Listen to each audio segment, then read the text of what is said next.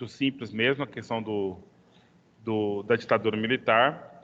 E sobre a questão negra, que eu falei para vocês na última aula, essa questão é uma questão que, na verdade, ela se estabelece como uma questão que parece que na ditadura a primeira investida era contra o comunismo, contra o avanço do comunismo. Isso ficou muito claro, todas aquelas questões ali.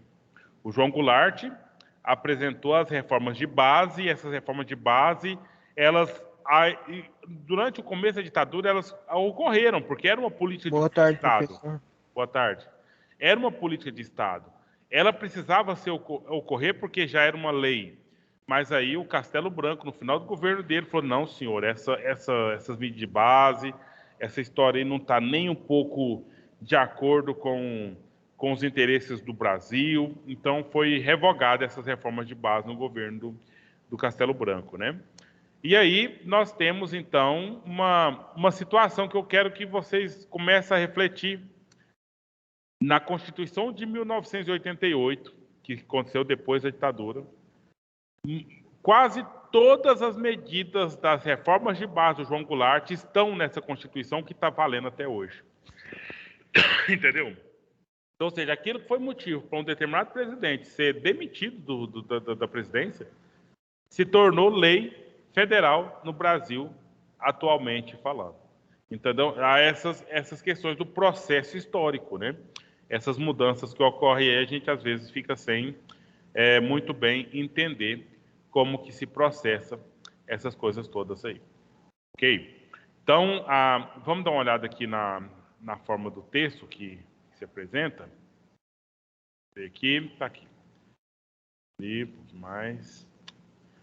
Então, a questão dos negros na República, na ditadura, quer dizer, olha só. Então, nós temos aqui umas situações, né? Essas situações de espionagem, perseguição, tudo isso aqui foi, então, para destruir, para minar luta de movimentos raciais. Por quê? Porque são comunistas? Não necessariamente. Simplesmente porque são grupos organizados politicamente e podia significar que esses grupos são pessoas contra o governo. Então começou a perseguir todo e qualquer um que por acaso fosse contra o governo, entendeu?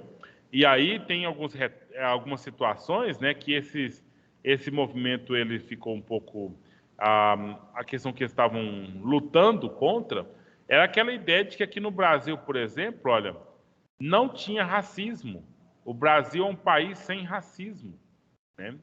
E é claro, eles queriam que retornasse a democracia, né? E os ditadores? A ditadura dizia que essa ideia de racismo só serve como desculpa, porque esses grupos, eles só querem prejudicar a ordem nacional do país. Então, o que você tem que fazer com esse povo? Você tem que Professor, prender. mas aí no caso, quem que fazia esses movimentos, esse tipo de coisa? Eram os brancos ou eram os negros que tentavam atacar os brancos? Não, então não é ataque de negro contra branco, é os negros. A primeira parte da sua pergunta. Então, são movimentos raciais. São pessoas, no caso aqui, nós temos um movimento negro. Pois é, mas Esse aí, movimento negro, ele se organiza para reivindicar que acabe as desigualdades sociais que existem na sociedade que a gente vive. esse tipo de ataques que eu tava falando é ataque anti-racistas, né, no caso, ataques, tipo assim, que é pra poder tentar evitar o racismo, sabe? Mais ou menos isso. Isso é o que os negros querem no seu movimento. Mas o ataque que houve foi da ditadura contra o movimento. Não necessariamente porque era um movimento negro, viu, Enzo? Voltei. A questão não é o ataque ao movimento porque é o movimento negro. É ataque ao movimento, e esse movimento é contra o governo, então todo movimento contra o governo tem que ser atacado. Movimento socialista também entraria no meio, quem fosse socialista e entrava nessa história também, não? Essa foi a primeira questão que os militares foram atrás. Qualquer um que se mostrasse socialista, né? Aí depois começaram a ir atrás de qualquer um que fosse contra o governo militar, contra o governo da ditadura militar, o regime militar, no caso, né? Então, vamos nesse processo aí que nós temos. Professor, Sim? eu não entendi. Eles só atacavam os negros socialistas ou todos? Não, o movimento. Todo e qualquer movimento, toda e qualquer organização de pessoas, eles atacaram, entendeu? E no caso aqui especificamente, organização raciais, os negros se organizando em busca dos seus direitos. Então foram atacados. De que forma? Olha só, infiltravam nos grupos, militares se infiltravam nos grupos, e aí o que eles faziam? Fichavam os líderes e tentaram a todo custo impedir que a luta dos negros crescessem. Não só os socialistas, claro, igual vocês estão falando aí.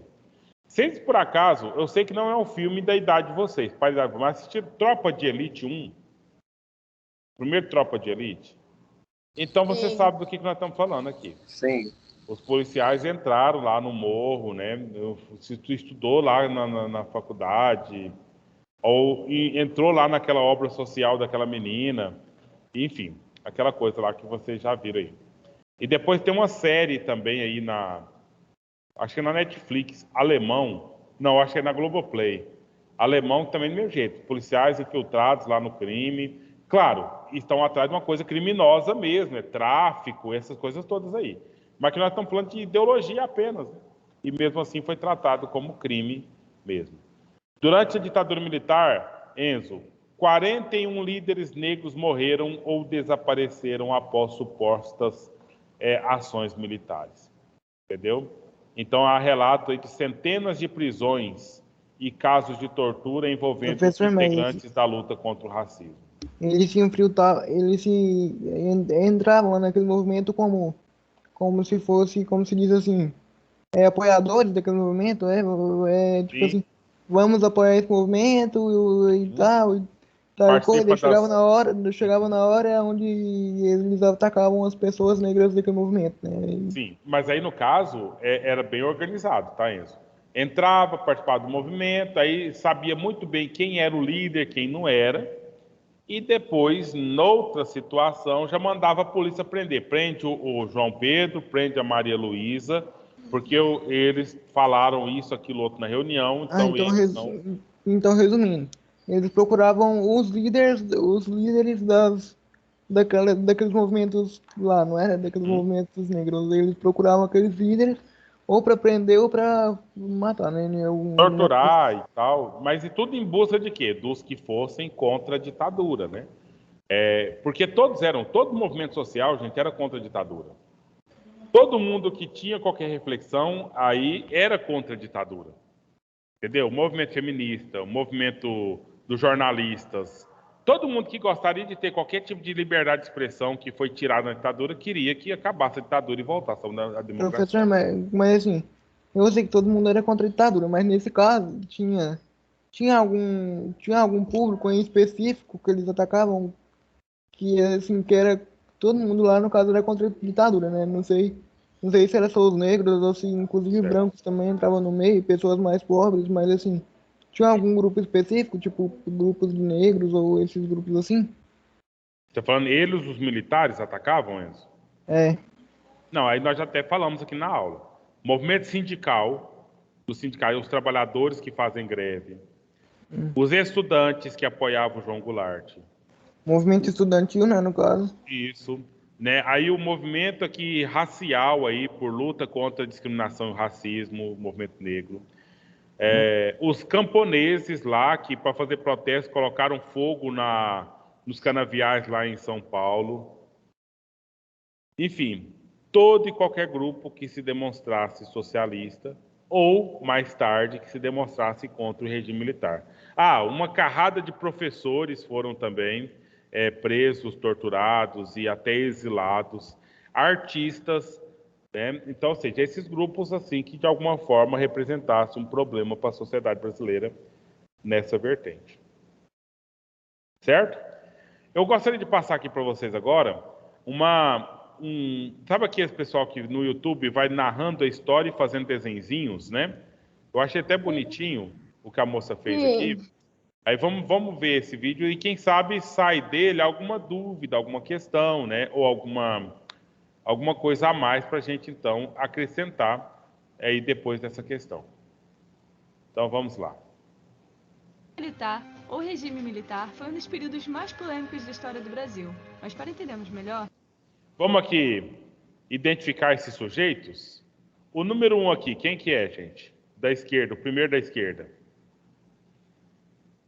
Castelo Branco? É o Castelo Branco. Esse moço de óculos. João Goulart? Não, o João Goulart não faz parte desse grupo aqui. Vai ter uma questão da tarefa que eu estou preparando para vocês, que eu vou postar aí logo. É para você colocar a data do governo dele, o nome dele e para identificar pela foto dele, tá? Então, o mocinho de óculos é o Geisel, certo? Ernesto Geisel. E o moço do bigodinho? O que vocês acham? O Médici é esse aqui, do olho claro. O bigodinho é o João Figueiredo, professor? Não, o Figueiredo é o careca da dentadura. Então, Costa e Silva. O do bigodinho é o Costa e Silva, certo? Então, você tem aqui, ó, a ordem deles é Castelo Branco, Costa e Silva, Médici, Geisel e Figueiredo, ok? Mas na ordem que está aqui, da esquerda para a direita, Castelo Branco, Geisel, Costa e Silva, Médici e Figueiredo, certo? Então, vamos aprender os detalhes aí das fotinhas desses nossos presidentes. Precisamos voltar lá para o governo de Jânio Quadros, em 1961. Com o lema de varrer a corrupção do país e instaurar os bons costumes, Jânio Quadros foi um cara bem contraditório. Ele era apoiado pela União Democrática Nacional, a UDN, partido centro-direita aliado a políticas dos Estados Unidos. Mas todo esse apoio acabou quando ele começou a tomar umas medidas meio suspeitas. Em plena Guerra Fria, Jânio condecorou Che Guevara, o líder da Revolução. Tá vendo o problema aí? Vocês conhecem o Che Guevara? Já ouviu falar nele?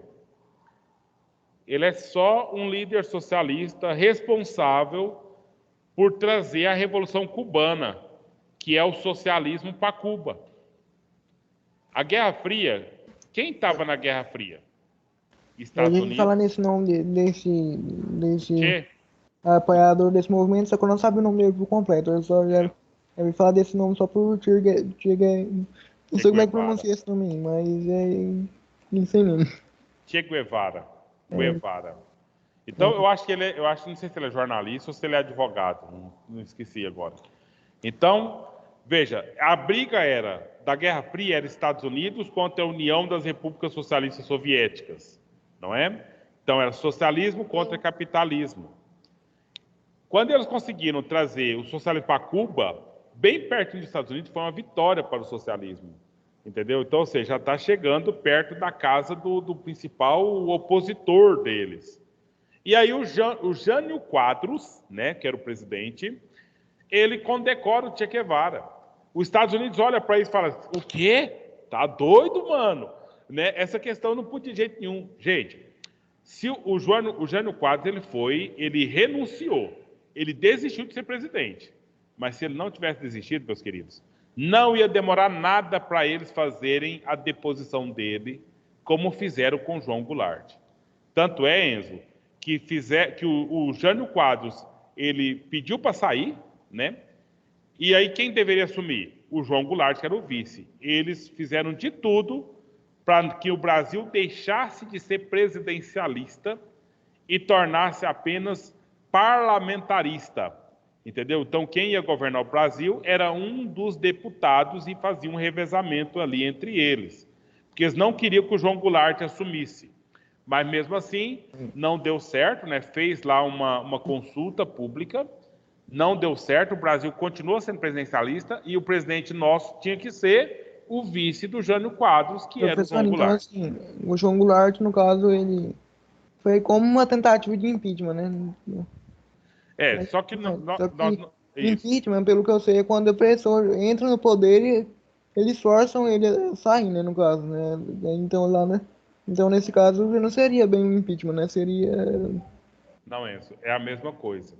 A diferença é que no impeachment há um processo que apresenta prova, o governante ele pode mostrar defesa, entendeu? E no tempo deles lá não tinha essa ideia de impeachment ainda, porque ela apareceu só na Constituição de 88. Então, nesse tempo deles, os deputados decidiram mandar embora e eles foram mandados embora, entendeu? Então, foi nesse sentido aí. Então, era para acontecer o impeachment do Jânio Quadros, mas não teve, né? Não teve porque o próprio Jânio Quadros ele pediu para sair logo. E o João Goulart, então, assumiu o governo, porque eles tentaram fazer o parlamentarismo. O que é parlamentarismo? É o governo feito pelos deputados. A gente vota nos deputados e, entre eles, um vai ser o presidente, né? O que vai fazer o serviço do executivo. No entanto, a consulta deu errado, não foi, então, o parlamentarismo, o João Goulart assumiu. E depois nós tivemos, então, a demissão do João Goulart para as Forças Armadas assumir. Vamos ver um pouquinho aqui, então. Só o fato que eu quero dizer para vocês, as ideias com o socialismo, com o comunismo, já estavam presentes até aqui no Jânio Quadros. Lembra que eu falei na última aula? O processo histórico, gente, a coisa não começa do nada, não. A coisa vem acontecendo e aí acontece, pá, aconteceu. Ah, tá. Mas ela já vem acontecendo e ela continua acontecendo ao longo da história. Vamos ver um pouquinho mais? Revolução Socialista Cubana. Retomou relações econômicas com países do bloco socialista e lançou umas leis sem sentido nenhum, como a proibição das tinhas de galo. Essas contradições incomodaram muito os setores militares e civis mais conservadores. Sendo assim, Carlos Lacerda, o principal representante da UDN, anuncia sem evidências que Jânio estava planejando um golpe de Estado. No dia seguinte mesmo, Jânio renunciou, o que daria posse a seu vice, João Goulart. Mas olha que situação! Nesse exato momento, João Goulart estava na China em um projeto de aproximação econômica com países socialistas, o que não ajudou muito sua imagem, né? Ainda tentaram mexer uns pauzinhos para que o presidente tivesse menos poder, estabelecendo o sistema parlamentarista por um tempo, mas com a realização de um plebiscito houve o retorno do presidencialismo. Como presidente, Jango conseguiu articular um movimento para tentar implantar reformas de base. Essa iniciativa tinha como objetivo reduzir a desigualdade social no Brasil, tendo como principais propostas manter 90% do lucro estrangeiro no Brasil, o que era chamado de Lei das Remessas de Lucro, e a reforma agrária. A reforma agrária é a redistribuição das terras de forma mais igual aos trabalhadores rurais. Mas espera aí, você tá doido, irmão? Esqueceu que são os grandes proprietários de terra que comandam o país? Essas medidas geraram muita treta com os grandes fazendeiros, empresários e parcelas conservadoras, que chamavam Jango de comunista. Os Estados Unidos, ainda por cima, não ficou nem um pouco feliz com a maior intervenção do Estado brasileiro na economia, porque isso afetaria seus lucros e interesses políticos, além de condenar suas medidas sociais, que remetiam à doutrina socialista. É importante ressaltar que nesse período acontecia a Guerra Fria. Se você precisa de um empurrãozinho nesse assunto, tem um vídeo bem maneiro aqui. Mas enfim, os Estados Unidos temiam muito que outros países da América Latina seguissem o exemplo de Cuba e estabelecessem uma revolução socialista. Por isso criou a Aliança para o Progresso, estimulando a formação de regimes militares de direita na América do Sul, com o objetivo de impedir a formação de revoluções socialistas na região. Dessa forma, com apoio e financiamento dos Estados Unidos, de empresários, intelectuais e políticos conservadores, em março de 1964, Castelo Branco emitiu uma circular afirmando que as medidas de Jango eram uma ameaça à segurança nacional. Assim, em 1º de abril, o general Olímpio Mourão Filho enviou tropas militares ao Rio de Janeiro e declarou a deposição de Jango, dizendo que agora a presidência do Brasil estava vaga. Assim, se inicia a ditadura militar, também conhecido como Golpe ou Revolução de 64. A primeira ação dos militares foi emitir o Ato Institucional número 1, o AI-1, o primeiro decreto de muitos que estavam por vir. O AI-1, entre outras medidas, deu poderes máximos ao presidente, inclusive de alterar a Constituição sem consulta ao Congresso e de cassar mandatos e direitos políticos de quem ele considerasse uma ameaça à segurança nacional. Assim, o primeiro presidente escolhido é o Marechal Castelo Branco. Um ano depois, o cara já mandou outro decreto, o Ato Institucional número 2, que adotou o bipartidarismo, ou seja, ele desfez todos os partidos políticos, porque a partir de agora só deveriam existir dois: a Aliança Renovadora Nacional, a ARENA, apoiada pelos militares, e o Movimento Democrático Brasileiro, que era simplesmente uma união dos partidos opositores. Além disso, agora as eleições para presidente seriam indiretas. No fundo, tudo isso era só para legitimar o governo, dando uma imagem falsa de democracia. Tá, mas e a economia? Castelo Branco deu frente ao Programa de Ação Econômica do Governo, PAEG, com o objetivo de corrigir graves erros da economia brasileira, tais como a desordem tributária e fiscal. O plano incentivava o investimento estrangeiro feito no Brasil por empresas multinacionais e também a industrialização intensa, focando nas indústrias de base. Em 67, as coisas começaram a ficar intensas. O general Arthur da Costa e Silva assumiu o mandato, que foi muito marcado pela violência e repressão. Afrontado pelas manifestações contra o regime militar, Costa e Silva colocou uma nova Constituição, a de 67, que resumidamente buscou legalizar e justificar o governo, aumentando o controle do poder executivo sobre o legislativo e judiciário. Em 1968, o assassinato do estudante Edson Luiz, que estava protestando pelo alto preço da comida nos restaurantes universitários, por um policial da PM, alavancou uma série de protestos estudantis contra a repressão, sendo a maior dela a passeata dos 100 mil. Por seguinte, Costa e Silva ainda assinou o AI-5, o decreto mais duro de todos. O AI-5 fechou o Congresso por um tempo, declarou a censura a manifestações opostas à ditadura e impediu o acesso a informações do governo. Além disso, suspendeu o habeas corpus em casos de crimes contra a segurança nacional, ou seja, tirou o direito de defesa de pessoas acusadas, o que dá espaço para que aconteçam injustiças e abusos de autoridade. A lei da imprensa decretou que jornais e rádios não teriam mais liberdade de expressão, podendo ser punidos e multados se publicassem algo contra o governo. A partir desse decreto, a perseguição a opositores políticos cresceu, assim como a punição. Técnicas de tortura foram usadas. Mas será que havia mesmo necessidade de tanta repressão? Com o crescente autoritarismo do governo, diversas organizações de esquerda se convenceram que o único jeito de combater a ditadura era com armas, como guerrilhas urbanas, em outras palavras, grupos terroristas. Suas ações incluem assaltos a agências bancárias e sequestros de embaixadores com objetivos de trocá-los por presos políticos. Porém, seus ideais eram contraditórios. Queriam derrubar o sistema para instaurar outra ditadura, a do proletariado. De qualquer forma, apesar de ações terroristas de impacto, os grupos armados eram muito pequenos, frágeis e despreparados. Eles não tinham a menor condição social, política e bélica para derrubar os militares. Não eram nem de perto uma ameaça nacional. Mesmo assim, foram usados como argumento da ditadura para prender, deportar e torturar centenas de pessoas, que na maioria absoluta das vezes não tinham nenhum envolvimento com armas. Artistas, líderes estudantis, intelectuais, professores, muitas pessoas que discordavam do regime eram alvo de terrorismo do Estado, período que ficou conhecido como Anos de Chumbo. Nesse mesmo tempo, nasceu o movimento artístico-musical Tropicália, como reação política e cultural à censura e ao conservadorismo, liderado por Caetano Veloso, Torquato Neto, Gilberto Gil e mais alguns ícones da música popular brasileira. Mas, voltando ao governo, será que a ditadura foi mesmo violenta assim? Ao mesmo tempo, estavam acontecendo ditaduras muito repressivas em toda a América Latina. A Operação Condor era uma aliança entre os países do Cone Sul, tendo apoio até da CIA para perseguir e eliminar líderes de esquerda ou qualquer ameaça parecida.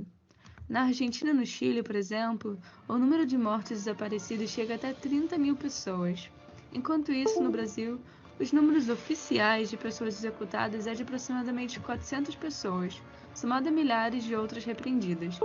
Porém, ainda é um número extremamente preocupante, e todas as formas de violência, de ambos os lados, devem ser repudiadas.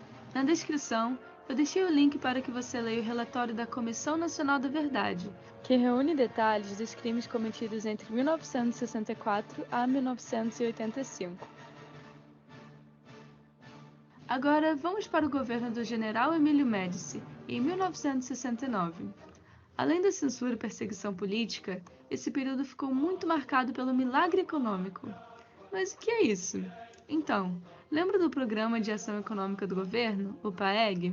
Ele foi substituído pelo primeiro Plano Nacional de Desenvolvimento Econômico e deu certo! Com os investimentos de multinacionais gringas, a ampliação do mercado interno e mais uma série de medidas, a economia estava crescendo muito, as exportações triplicaram e os níveis de inflação abaixaram bastante. Parecia que tudo estava ótimo. Para melhorar, o Brasil ganhou mais um título na Copa do Mundo, o que favoreceu a criação de slogans ufanistas como "Para frente, Brasil" e "Ame-o ou deixe-o". Com mais alguns empréstimos estrangeiros, o governo financiou a construção de indústrias de base, ou seja, as indústrias necessárias para o surgimento de todas as outras indústrias. Assim, o regime militar foi responsável por construir boa parte da infraestrutura que temos hoje em dia, principalmente das empresas estatais. Algumas dessas obras foram a usina hidrelétrica de Itaipu, que na época era a maior do mundo, a usina nuclear de Angra, a ponte Rio-Niterói e a rodovia transamazônica. Essa obra, apesar de nunca ter sido terminada, gerou muitos conflitos com os povos indígenas na Amazônia, que muitas vezes foram deslocados violentamente de suas terras ou exterminados. Até que 1973 bate na porta. Quem é? É a crise do petróleo! Basicamente, os países árabes da OPEP, os países exportadores de petróleo, decidiram fazer um embargo econômico, que é a suspensão de negócios com os Estados Unidos e outros países que apoiaram Israel na guerra do Yom Kippur. Eles aumentaram o preço do petróleo em 400%. Assim, a economia de países do mundo inteiro foi muito impactada, inclusive a do Brasil, dando fim ao milagre econômico. E quais foram os resultados finais do milagre econômico? Então, todos os setores da sociedade se beneficiaram até algum ponto do crescimento econômico, porém de maneira muito desigual. As desigualdades entre os pobres e os mais ricos aumentou, e os efeitos sociais desse processo, como greves por melhores salários, por exemplo, só puderam ser controlados porque nessa época os protestos contra o governo eram proibidos. O endividamento externo do Brasil também cresceu muito, o que entregou uma alta inflação na década de 1980. O glorioso mandato de Médici acabou mal em 1974. E daí veio o presidente general Ernesto Geisel. Geisel pensava diferente. Ele achava que a ditadura era só um período de transição para assegurar o liberalismo no país. Assim, ele iniciou de uma forma lenta e gradual a transição de ditadura para a democracia. Ele iniciou relaxando um pouco o AI-5, permitindo a propaganda política e tal, mas não muito além disso. Tanto que foi no seu governo que aconteceu o assassinato do jornalista Vladimir Herzog. Para contornar a crise do petróleo, Geisel investiu no setor energético, impulsionando a Petrobras e o mercado interno. No final de seu mandato, ele finalmente aboliu o AI-5, que marcou um avanço na abertura do regime. Assim, passou o governo para João Figueiredo em 1979, que continuou a abertura. Logo ele assinou a Lei da Anistia Política, que anulou as ações consideradas crimes políticos durante todo o período do regime, permitindo o retorno dos acusados ao Brasil. Foram absolvidos tanto os militares que atuaram na ditadura, quanto os cidadãos que foram contra ela. Figueiredo também permitiu a volta dos partidos políticos. Assim, surgindo o Partido dos Trabalhadores, o PT, o Partido do Movimento Democrático Brasileiro, o PMDB, entre muitos outros. Quem é de novo? Outra crise do petróleo, mas agora em 1979, a crise econômica se agravou. A dívida externa e a inflação estavam nas alturas. As coisas não iam muito bem, e grupos conservadores e de extrema-direita não apoiavam a abertura do governo. Atentados foram promovidos para coibir a ação de grupos de esquerda, como o famoso atentado do Rio Centro, em 1981, no Rio de Janeiro. Após tantas crises, o povo decidiu ir às ruas e protestar por eleições diretas para presidente. O movimento ficou conhecido como Diretas Já. Porém, não conseguiram passar a emenda que declarava o voto direto. No final das contas, Tancredo Neves foi escolhido indiretamente pelo colégio eleitoral como presidente, mas morreu antes de sua posse. Assim, seu vice, José Sarney, assume como o primeiro presidente não militar depois de 21 anos. E assim se finaliza o regime militar. Eu espero que esse vídeo tenha te ajudado de alguma forma. Ele é apenas um resumo curto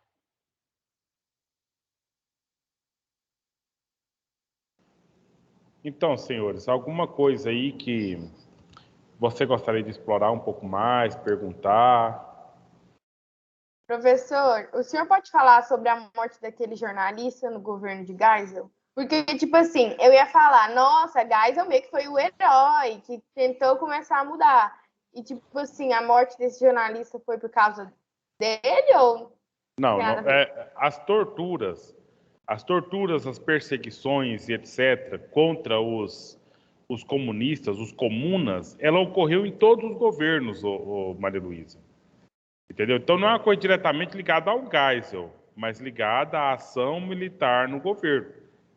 Ele era do Partido Comunista Brasileiro, o Vladimir Herzog. Ele era um cara, ele é da Europa Oriental, mas morava aqui no Brasil e era contra a ditadura e era do Partido Comunista, entendeu? Ele foi preso, lá ele foi torturado até morrer e eles tentaram, você viu aquela fotografia? Tentaram simular que ele tinha se suicidado. Entendeu? Ele ficou pendurado, eles penduraram ele lá, enforcado, como sendo um suicídio. Ele foi preso só por ser comunista?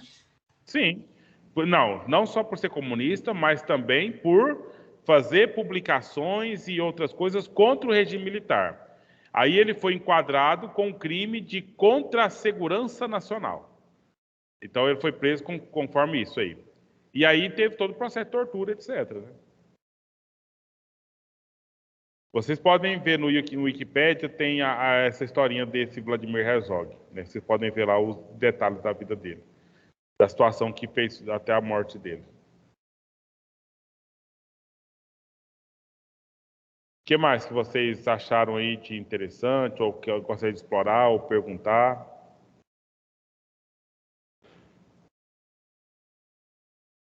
Agora, Luísa, só o fato de ser comunista era todo o problema durante a ditadura militar. Isso, assim, eu acho que já tem que ficar claro pra gente desde quando nós estamos conversar sobre esse assunto. Era um crime tipo assassinato? Era crime contra a ordem nacional, crime contra a segurança nacional, que é uma coisa meio que inventada pelos militares, essa coisa, crime contra a segurança nacional. O fato do sujeito ser comunista, então ele estava propenso a formar quadrilha, a assaltar banco, então propenso, então já estava preparado a ser tipo como um vírus aí, então tinha que ser reprimido logo. Duramente. Era considerado terrorista, né? É terrorista. Essa é uma palavra que eu estava, na hora de eu falar aqui, eu esqueci dela. Mas terrorista mesmo. Agora, sabe o que me preocupa? Tem pessoas que negam isso, acham, não, isso aí na verdade é frescura, não aconteceu nada, etc. Tem muita gente que fala isso, viu, Maria Luísa? Pode ter certeza que tem gente que nega a ditadura e que se foi preso é porque é ladrão, vagabundo, sem vergonha mesmo, né? Então não tem nada disso aí de inocente foi preso, mas foram.